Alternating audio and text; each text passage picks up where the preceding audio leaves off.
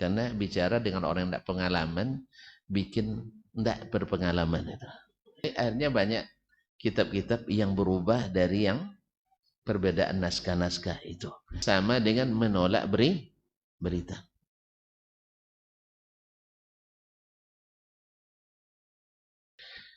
Nah, perbedaan antara Ahlussunnah wa baina ahli bidah, antara sunnah dengan ahli bid'ah, annahum iza sami'u khabaran, bahwa ahli bid'ah itu bila mendengar khabaran fi sifatillah, sebuah berita, tentu berita Al-Quran atau sunnah, fi sifatir rabbi radduhu aslan, mereka langsung tolak. Walam, ini beberapa kalimat yang tidak terbaca. Antum naskahnya bisa dibaca saya setelah itu. Itu naskah kita apa? Walam yakbalu di naskah asli tak terbaca. Walam yakbalu. Terus? Au yusallimu lizahir. Ayo. Jazakallah khairan. Itu siapa muhakkiknya?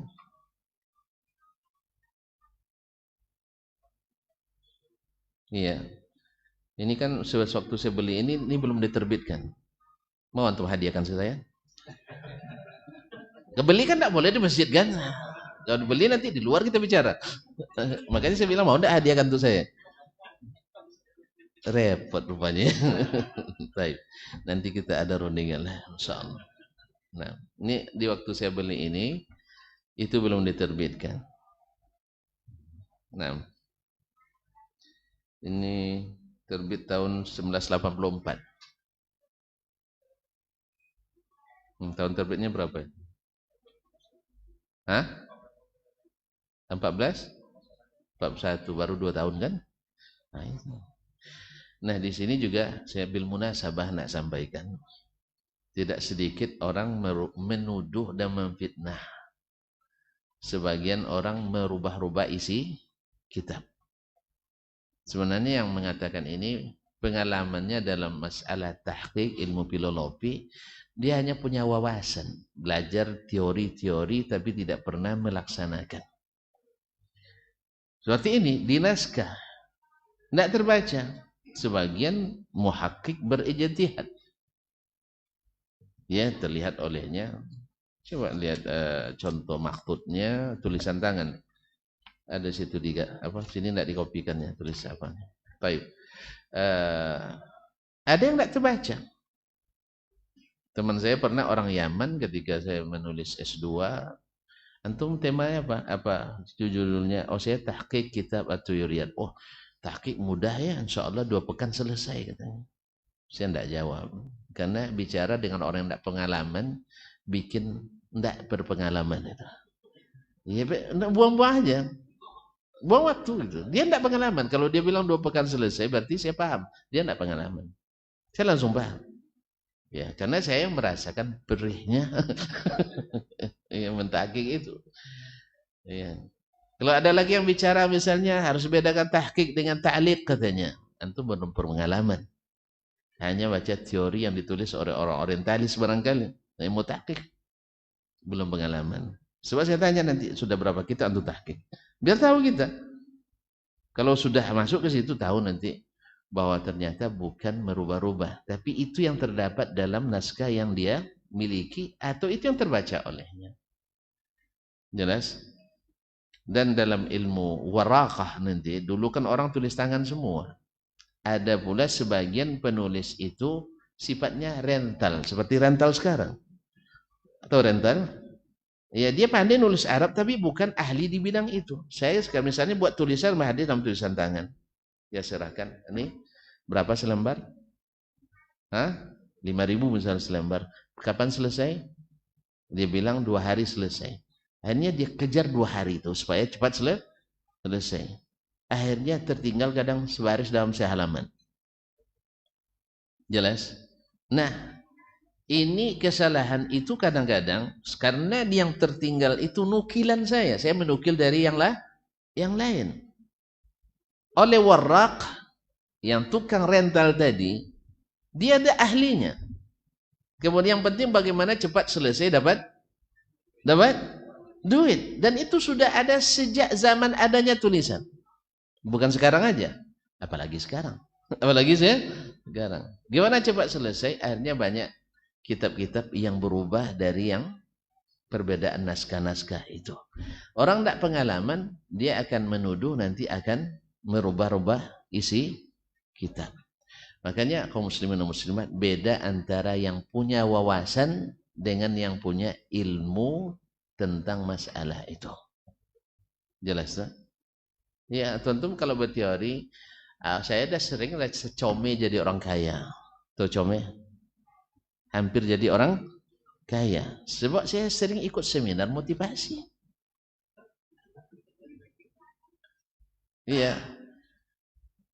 Saya pernah coba untuk jadi orang kaya beberapa kali. Alhamdulillah gagal terus. Saya cari teori di atas kertas. Untung. Di atas kertas mudah kok jadi orang kaya itu. Tanam sawit sebatang. Modalnya 50.000 sampai berbuah sebatang. 100 batang berapa? Kan lambat gitu antum. 5 juta. 5 juta kan tidak banyak dah. Iya, answer. 5 juta. Setelah itu 3 tahun berbuah. Sebatang 200 kilo sekali panen. Teori. Iya teori kan. Antum beri pupuk ini 15 kilo sekali panen. Beri pupuk ini 75. Beri pupuk ini 200. Ambil yang 200. Saya pupuk dengan itu. Tambah ongkos lagi. 2,5 juta biaya pupuk per batang. Baik. Pas berbuah isinya 5 kilo. Ini apa? Rugi apa untung? Belum lagi nanti karena kita tidak tangani sendiri, percayakan sama orang, pupuk rupanya pindah ke parit, bukan di batang sawit. Dia pindah ke parit, nanti diangkat, ada lagi yang angkat. Itu. Makanya berteori itu mudah, akhi. Saya nak nanya sama antum bilang nanti, masalah takhrij hadis mudah kok, sambil merem bisa kok. Misalnya, ya, buktikan dulu. Sudah berapa kitab yang antum takhrij? Jelas? Karena berteori itu mudah sekali. Gitu gampang. Nah, teman tadi, yang Yaman tadi, suatu hari dia kunjung pula ke rumah. Ini kesempatan. Saya nak tunjukkan ke dia bagaimana mudahnya mentahqiq itu. Akhir boleh minta tolong dia bilang. Saya tak tolong. Saya muqabalah mengkomparasikan naskah yang sudah saya tulis di komputer dengan naskah asli manuskripnya. Saya suruh dia yang pegang manuskripnya. Saya yang pegang aslinya. Ya, karena nakalnya saya suruh dia baca. Yang manuskrip. Saya yang pegang yang di komputer. Bacanya. 1/4 jam 2 baris tak selesai. Wih, payah rupanya katanya. Dia sendiri yang ngaku jadinya. Rupanya payah. Alhamdulillah. Dia sendiri dah paham. Akhirnya saya bilang, kalau antum yang tahqiq 143 lembar ini bisa 2 pekan. Bisa 2? Kan dia dibilang 2 pekan selesai kan? Wah, ya, ternyata saya salah duga kan. Alhamdulillah. Antum dah jawab sendiri. Dah jawab sendiri. Dia kan tadi berfantasi. Berfantasi kan tahqiq itu menyalin ulang. Kan itu? Yang terbayangkan menyalin ulang. Ngetik kan senang. Cuman dia tak ingat bahwa yang disalin itu seperti tadi. Orang-orang rental dulu banyak masalah. Paham tuh? Paham? Kan tadi ada rental dulu. Warraqin namanya. Warraqin itu ada yang ahli, ada yang tidak ahli. Maka dalam ilmu hadis kita ketemukan banyak masalah tidak sahih hadis disebabkan oleh orang rental tadi. Nah, tapi itulah orang-orang yang tidak berpengalaman. Oh, kitab ulama dirubah-rubahnya. Paham? Kalau paham ya? Nah, kasih kitabnya sini. Kan target dah tercapai kok. Baik. Hayakallah. Insyaallah akan saya cari. Saya dah temukan, cuma belum dapat belinya. Doakan saya dapat duit untuk beli ya. Sawit tak jadi tadi mah. Jadi berteori itu sangat mudah, akhi. Insyaallah. Ya. Alhamdulillah baru 4 kali gagal jadi orang kaya, Ustaz. Akan saya coba lagi. Saya tidak losi, kata orang cu, saya tidak losi. Tahu losi? Tak jerah.